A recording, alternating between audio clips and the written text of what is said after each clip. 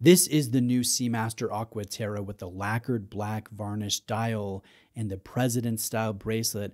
I think it's a little surprising just how good these simple changes have made what I already consider an excellent model. I'm a big fan of the Aqua Terra line. Now, a lot of watch fans agree with me. They love the Aqua Terra, but in part because of the teak textured dials, the mix of linear form and colorized sunray finishes. And I'm a fan of those dials too. I've reviewed several over the years, but this deep black, this glossy look of this non-texturized dial, it's striking. It's simple, it's sharp, and I think there's a good amount of contrast here and that right amount of light reflections off of the gloss finish that brings the desired level of visual interest up to where it needs to be. So this is bold and beautiful, but it's not boring like a basic black dial can sometimes feel like. I also enjoy the fact that this new release is not replacing those excellent teak dials. This is a non-limited addition to the Aqua Terra lineup. In fact, Omega released this in 41 millimeters, which is the size that I have in front of the camera today, as well as 38 millimeters for those fans who like sub 40 millimeter sport watches. And then they also did a 34 millimeter version with slightly different hands and markers. I want to thank Exquisite Timepieces for lending in this new release for a review. Exquisite is my recommended Omega authorized dealer. I've bought watches from them for years, and I've borrowed watches from them to film for years. They're a family-owned AD that carries over 60 different watch brands, everything from Seiko to Grand Seiko to Omega to Glashütte Original, Doxa, Breguet, you name it. They have quite the selection. So if you're looking into any Omega model, I recommend them and a link will be below. Now let's take a closer look at this specific new release. And I want to emphasize my favorite aspects about the watch, but also be critical of the areas that I think could or should be improved. And I'll start with what makes this watch excellent. And the first reason is the case. This has that distinctive lyre style twisted lug design that we know Omega for. I think it looks really good. It sits flat, it sits comfortable while it's being worn. Then there is a cupcake style crown that is a thread down style or a screw down type of style, and this will ensure the 150 meters of water resistance. So although the look is very dressy, a little formal, you could absolutely take this snorkeling, you could take this in the ocean. It is a Seamaster after all. The other thing that I think makes this watch excellent is the movement. This has my favorite modern Omega caliber, the 8900. It is a highly robust, beautiful movement with excellent specifications, practical complications, and a respected third-party certification. It is visible behind a sapphire display caseback, and the caliber has a free-sprung balance. It has a silicone hairspring. It has variable inertia regulation. It has twin in-series barrels that boast 60 hours of power reserve.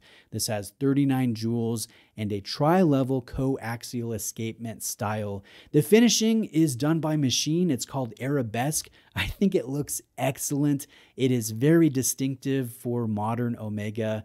This movement has a date complication and a time zone hour complication, meaning you can bump this hour hand forward or backward by 1 hour intervals, and you do this without hacking the balance and interrupting the timekeeping. I know not everybody enjoys the complication, but I find it so practical. It is one of my favorites. I'm really glad that it's included here on this 41 millimeter version of the Aqua Terra. Now, this movement is META certified, meaning it has gone through multiple intense tests for accuracy, for shock resistance, for water resistance, for magnetic resistance. So I think this makes a perfect go anywhere, do anything type of movement, a good daily driver type of caliber. Again, it's really excellent through and through.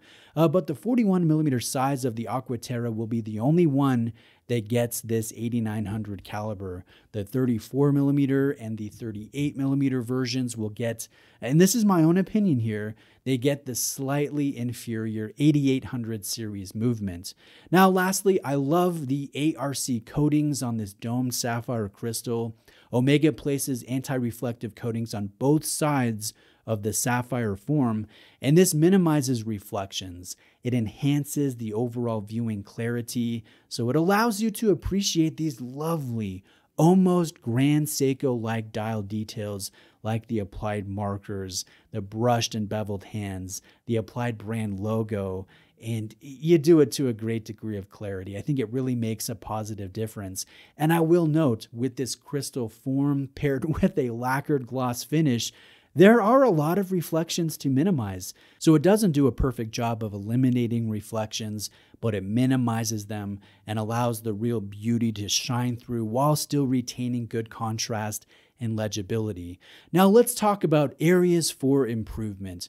Honestly, there just isn't much here to improve upon.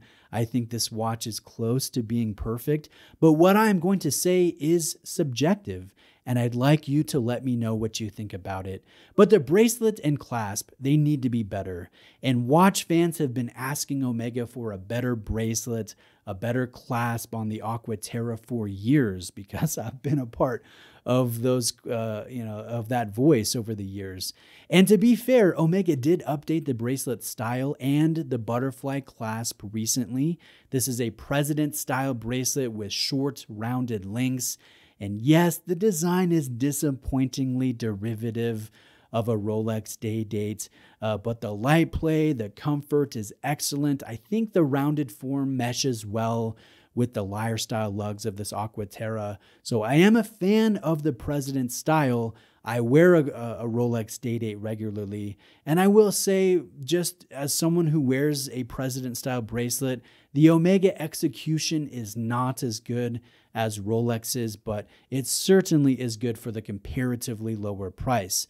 It's mostly the clasp that watch fans, and I include myself in that, find fault with. So even with the new small quick extension, which Omega calls a comfort setting in the clasp, it just doesn't feel like a premium product. It feels like it could be improved. I love the sport style clasps found in other Seamaster models. I think they're well made, well engineered, well executed. They all have easy to use, quick adjust settings. And I would love to see one of those designs, one of those sport styles, replace this butterfly style. I don't consider this a deal breaker. I know I'm nitpicking here with the bracelet style and the clasp, but I do know some watch fans who do consider a butterfly a deal breaker on a luxury watch. Let me know where you stand on that below. $6,600 is the retail price for this new release, and this is a $300 premium over a black teak style dial on an oyster style bracelet Aqua Terra. So for how nice the details are, how excellent the movement is, how pleasant the fit and finish and size is on this watch, I think it is a heck of a watch for the price. And there is, yes, small room for improvement for sure, but on the whole, this watch is close to model perfection, and I'm really glad to see this new black lacquer dial to the Aqua Terra lineup. Reach out to my guy Joe at Exquisite Timepieces if you are interested in this new release or any other Omega. I definitely recommend this authorized dealer, and a link will be below. Now, I post all kinds of watch-related content here on the Bruce Williams channel.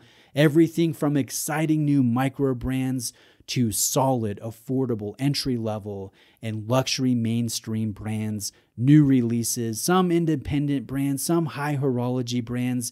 If you love watches, if you enjoy seeing a mix of brands and models, please consider subscribing. I try to bring the variety. I post new watch content every few days. Thank you.